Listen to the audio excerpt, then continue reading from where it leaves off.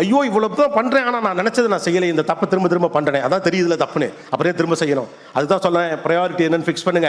இந்த வயசுல ப்ரையாரிட்டி என்னன்னு ஃபிக்ஸ் பண்ண தெரிகிறவன் தான் லைஃப்ல ஜெயிக்க முடியும். Try to be the better version of yourself. கடைசியா ஒரு தடவை செஞ்சுக்குவான், இனிமே இதை செய்ய மாட்டேன்னு எந்த முட்டாள்தனத்தையும் திரும்ப செய்யாதீங்க. Nothing call last one time. Worst to the core. இன்னைக்கு இருக்கக்கூடிய பெரும் பிரச்சனை அதுதான்.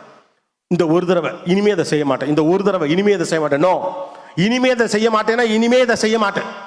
அது தவறு என்று உங்களுக்கு தெரிந்த பிறகும் கடைசியாக ஒரு முறை என்று நீங்கள் செய்வீர்கள் என்றால் நீங்கள் அந்த நேரத்தில் யோசிச்சு பார்த்துக்கோங்க, உங்களுடைய வெற்றிக்காக போராடி கொண்டிருக்கிற எல்லா மனிதர்களுக்கும் நீங்கள் துரோகம் செய்வதாக அர்த்தம். இந்த ஜெனரேஷன் தனக்கு சில விதிமுறைகளை ஃபிக்ஸ் பண்ணிக்கொள்ள வேண்டிய அவசியம் இருக்கு. ஏன்னா உங்கள் தலைமுறையுடைய பிரச்சனைகளுக்கு முந்தைய தலைமுறையால் சரியா அட்வைஸே பண்ண முடியாது.